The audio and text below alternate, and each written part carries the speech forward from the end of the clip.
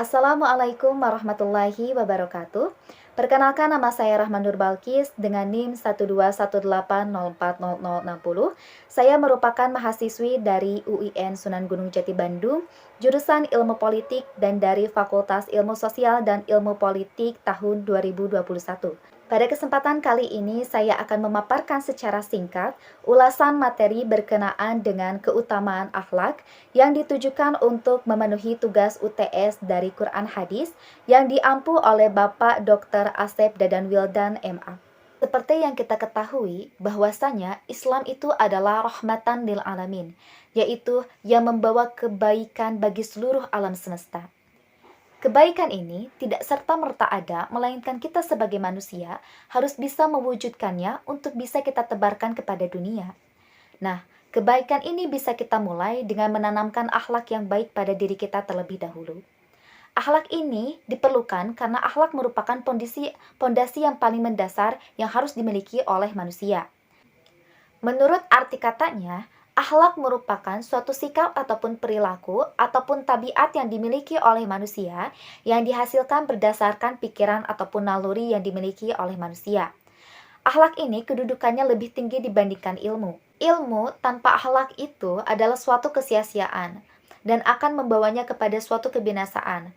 Hal ini dibuktikan pada zaman ini ketika banyak sekali orang pintar tetapi sangat sedikit orang yang beradab ataupun berakhlak.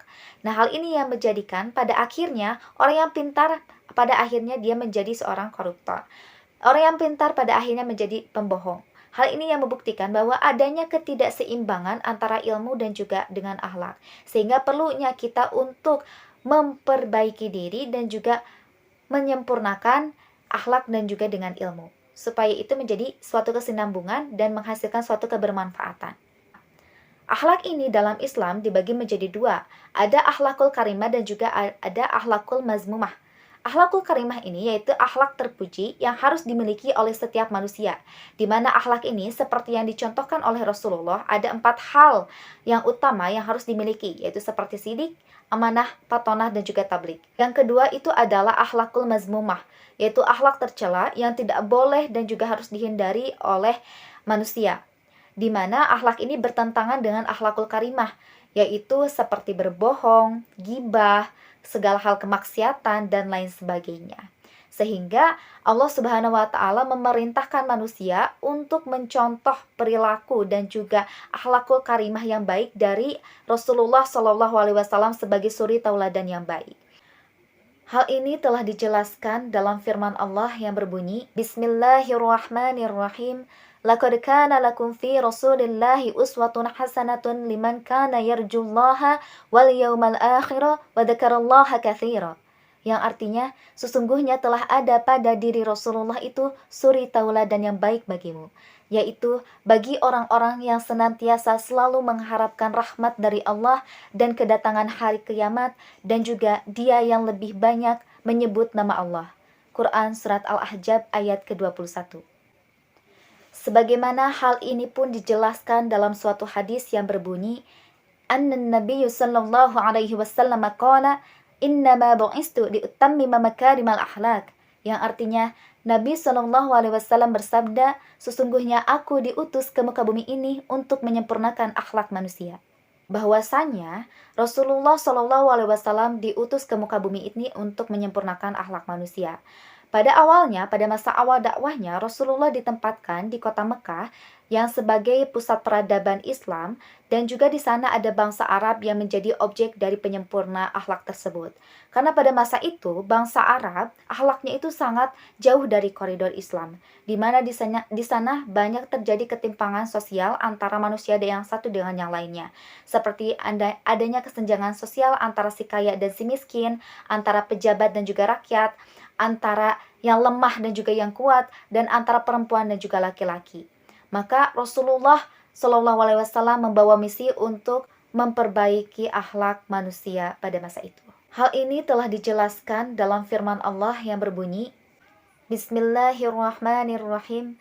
Fabima rahmatin minallahi liyanta lahum walau kunta faddan ghalidun qalbi lam faddu min hawlik fa'fu anhum wastaghfir lahum wasyawirhum fil amr.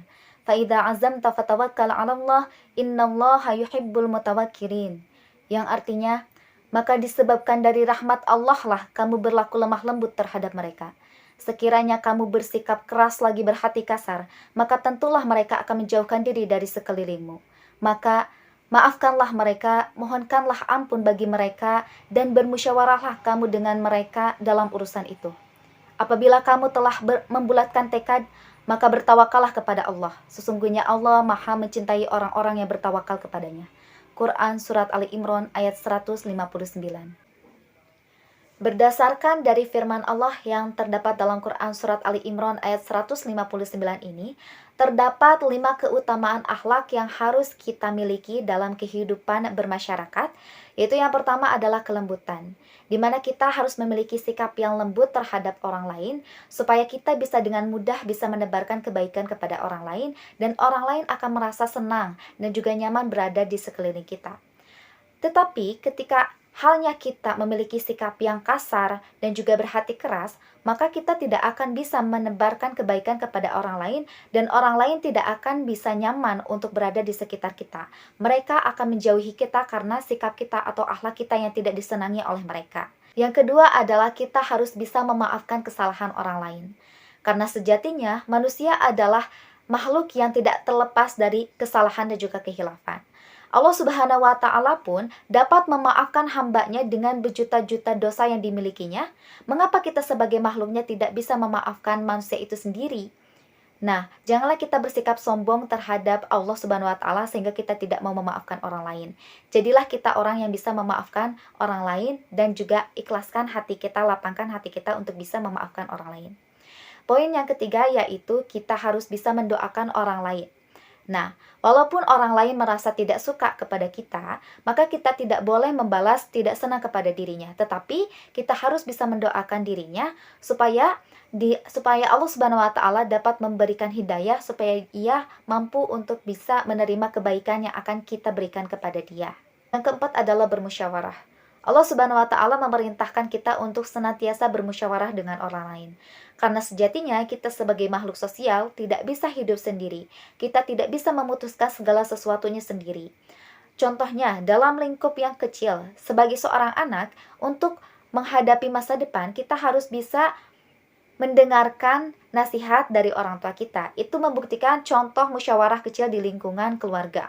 Dan contoh yang lebih besarnya lagi, di lingkungan masyarakat, jika akan menciptakan suatu kebijakan tertentu, maka kita perlu bermusyawarah untuk menciptakan mana kebijakan yang baik yang bisa diterapkan di lingkungan masyarakat. Kelima, yaitu kita harus bisa bertawakal kepada Allah Subhanahu wa Ta'ala. Sebagaimana hal ini pun dijelaskan dalam suatu hadis Nabi yang berbunyi, Ittaqillaha haitsuma kunta wa atbi'is sayyi'atal hasanata tamhuha wa khaliqin nasa bihulqin hasan.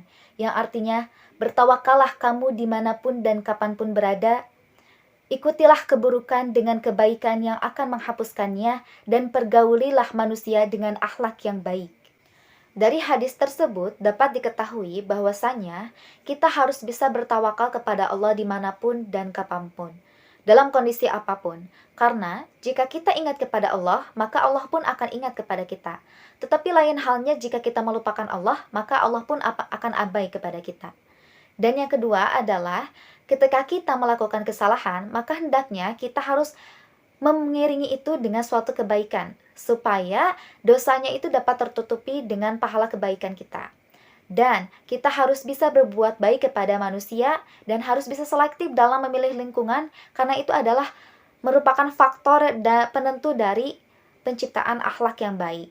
Karena seperti halnya jika kita berkumpul dengan orang yang soleh, maka kita pun akan terbawa solehnya. Tetapi lain hanya jika kita berkumpul dengan orang pemalas, maka kita pun akan menjadi pemalas juga. Jadi di sini faktor lingkungan pun mempengaruhi dari pembentukan akhlak itu sendiri. Sekian pemaparan yang bisa saya sampaikan. Mohon maaf bila terdapat kesalahan. Semoga apa yang saya sampaikan bisa bermanfaat, khususnya bagi diri saya sendiri dan umumnya bagi kita semua. Akhirul kalam, wabillahi taufiq wal hidayah. Wassalamualaikum warahmatullahi wabarakatuh.